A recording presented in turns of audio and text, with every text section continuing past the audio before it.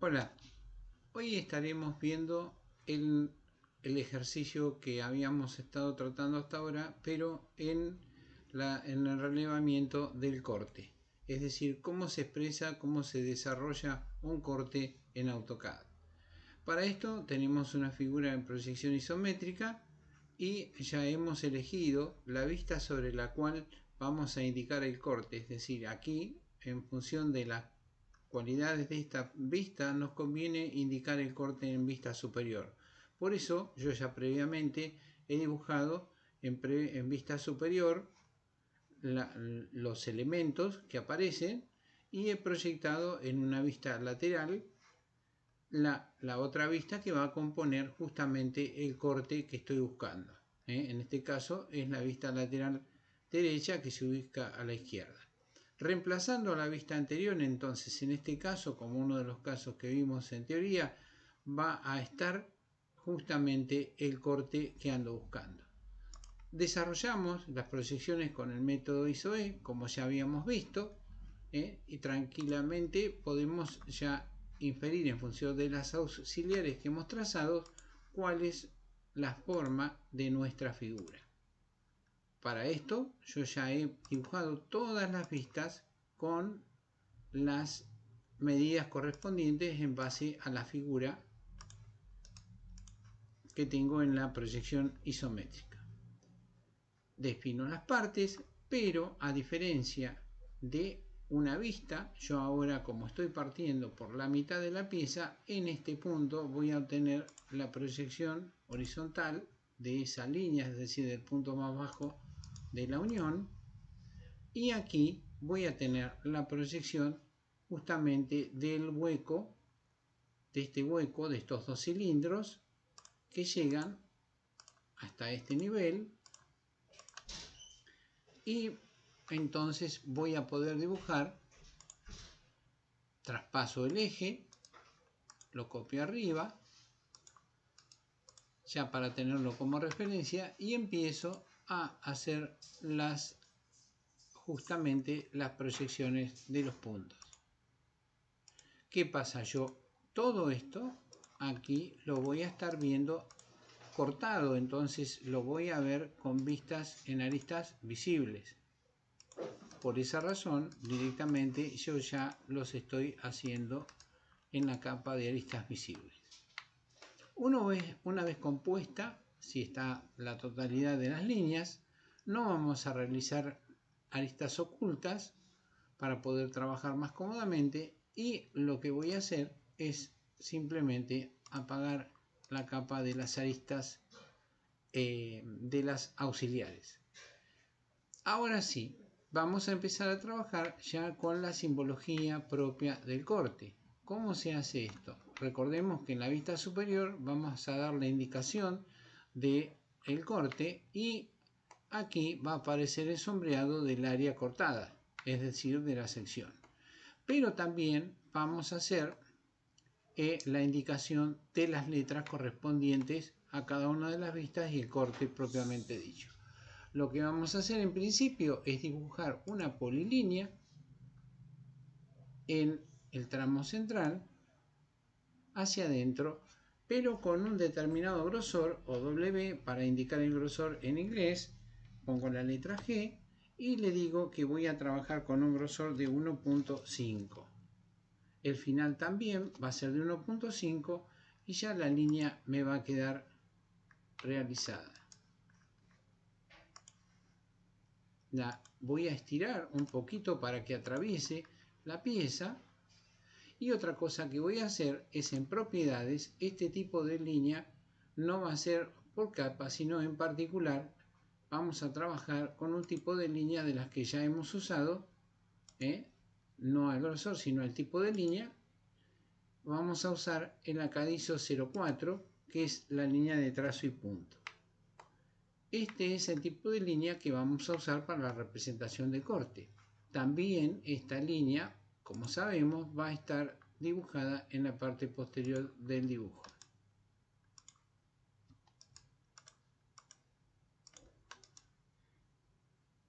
La copiamos y también dejamos que un tramo, el tramo más cercano atraviese por la mitad de la pieza de la línea. Faltaría indicar las flechas de corte. ¿Cómo hacemos eso? Nuevamente con las líneas, con la polilínea, que es un elemento multifacético, decidimos cuál es el punto desde donde vamos a arrancar. Indicamos nuevamente el grosor. Vamos a decirle que arrancamos con un grosor de 0.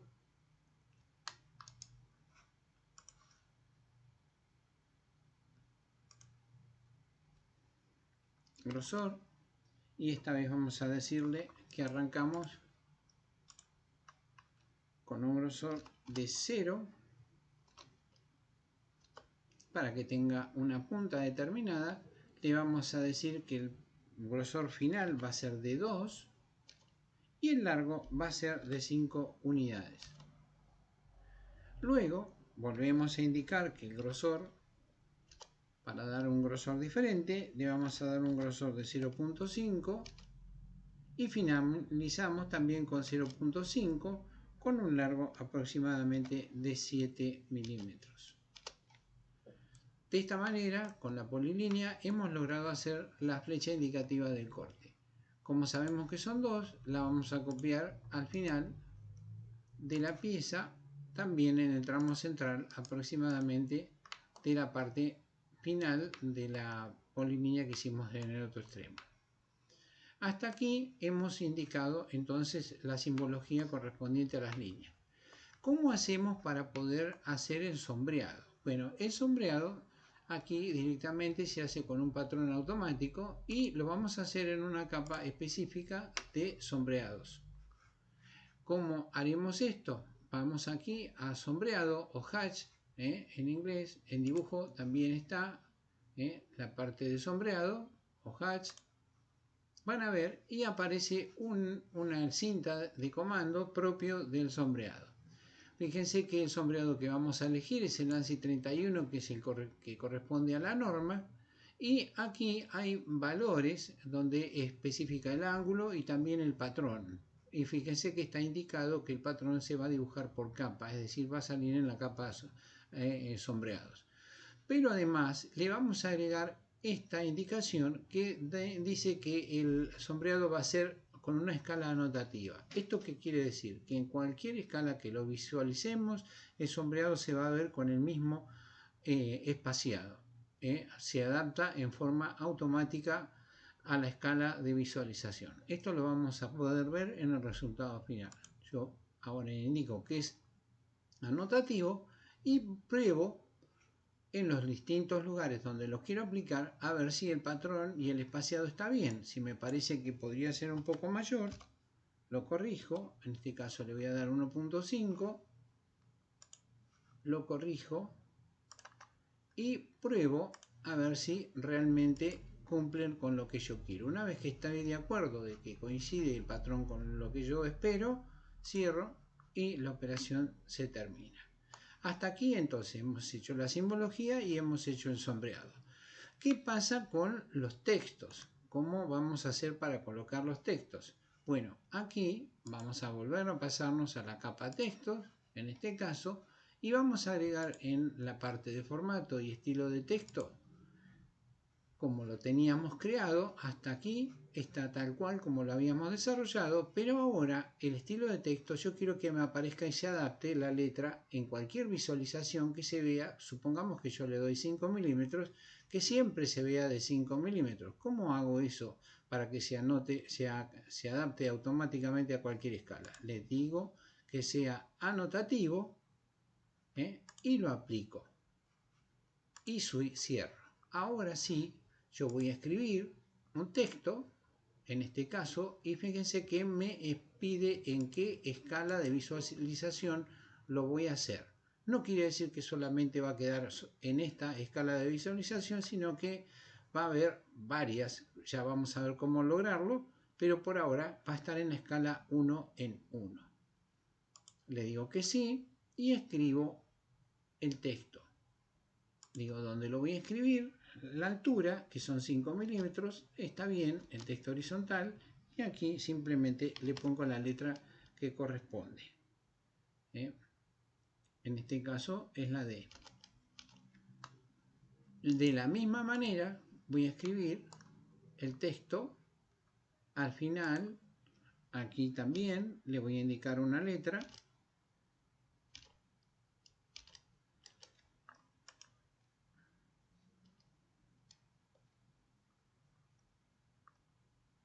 Un punto inicial, la altura, el ángulo. Y aquí el texto, le voy a poner la letra E. Lo voy a copiar, ya que es la misma letra de un extremo y del otro. Y aquí me falta escribir el texto de que es el corte EE.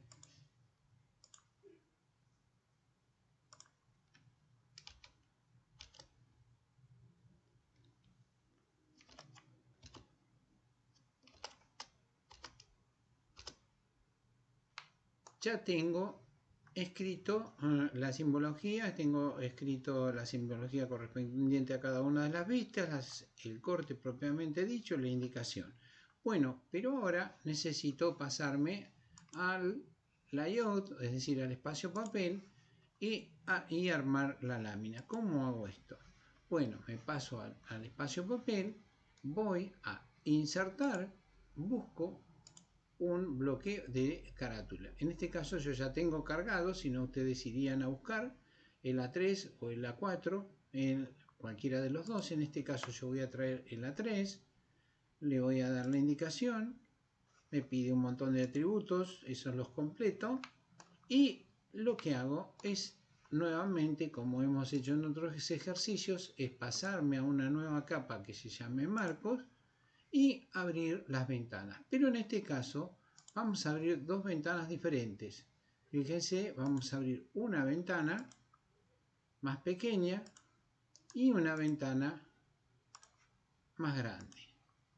¿Por qué voy a hacer esto? Para poder ver el mismo dibujo en dos escalas diferentes. Fíjense que en todo momento en el espacio modelo, aquí figuraba en la parte inferior y habíamos tenido seleccionada que la escala de visualización, por eso siempre me preguntaba si era la escala natural, es decir, 1 en 1. Cuando yo ingreso al interior de una de estas ventanas, fíjense que este indicador de la escala ha variado. Quiere decir que tiene un valor de escala aleatorio. Lo que voy a hacer es decirle en qué escala quiero visualizarlo. Fíjense que si lo pongo en 1 en 1, el dibujo se ve mucho mayor. Quiere decir que a mí, en este caso, para este tamaño de ventana, me conviene ponerlo en una escala menor, es decir, de reducción. En este caso, podría ponerlo de 1 en 2. Lo que hago es adaptar los extremos de la ventana para que me deje visualizar por completo el dibujo. Yo ahora sé que este dibujo está íntegramente buscado, desarrollado en la escala, fíjense, 1 en 2. Ahora, ¿qué pasa con la otra ventana? La otra ventana no está bien personalizada y yo aquí me voy a poder dar el lujo de verlo 1 en 1, pero para poder ver exclusivamente el detalle del corte. Salgo, regulo otra vez los bordes y ahora yo sé que esta ventana está visualizada en escala 1 en 1 en 2 en 1 para poder visualizarla mejor. ¿Ven? 1 en 1 la escala natural y aquí la escala 1 en 2. Pero hay algo que está fallando, que es que aquí en esta ventana no estoy viendo el sombreado y tampoco estoy viendo los textos. Entonces lo que vamos a hacer es lo siguiente. Recuerden que aquí habíamos elegido que la escala de visualización era 1 en 1, por eso se ve en la ventana 1 en 1, pero no se ve en la escala 1 en 2 de reducción. ¿Cómo hago para que esto suceda? Bueno, es muy simple, selecciono todos los textos y cuando voy a propiedades, que es con el menú contextual en la tecla derecha, toco propiedades y van a ver que en la parte de texto dice que es un estilo anotativo pero la escala figura 1 en 1 únicamente. Entonces yo le voy a añadir, cuando lo selecciono, que también figure en la 1 en 2. Le digo aceptar y fíjense que ahora, al pasar al layout, sí aparecen las letras. Como les dije, lo que pasa es que automáticamente las letras se ven en el mismo tamaño, independiente de la escala de visualización. Esto es muy importante gracias a que el estilo de texto es anotativo. Eso hace que se pueda adaptar a cualquier escala de visualización. Hasta ahora las letras están bien, los textos se ven bien, pero no se puede apreciar el sombreado. Hacemos de la misma manera con el sombreado. Voy aquí, toco la parte de propiedades y se despliega todas las características y me fijo que la escala de anotación figura solamente la 1 en 1, así que le agrego el escala 1 en 2 y ahora fíjense lo que sucede en las ventanas. Las dos ventanas aparece el corte, y algo curioso es que como el estilo de sombreado es anotativo, se ve con el mismo espaciado en una vista como en otra. Solo resta indicar en el plano, en este caso con textos, vamos a indicar el tipo de escala que hemos utilizado. Fíjense que me pregunta la altura en el espacio papel, le digo que sí, que es 5 milímetros, y ya escribo escala 1 en 2. Y en el otro caso de la otra escala de visualización, le digo, calibro todos los parámetros y le pongo escala 1 en 1, es decir, la escala natural. De esta manera podemos armar un plano con distintas visualizaciones en diferentes escalas, y para lograr, por ejemplo, una visualización más completa de todas las vistas, y aquí un detalle del corte fundamental. Esto es todo. Esto es simplemente para que vean cómo es el armado y cómo se hace la utilización de las escalas anotativas en AutoCAD. Hasta pronto.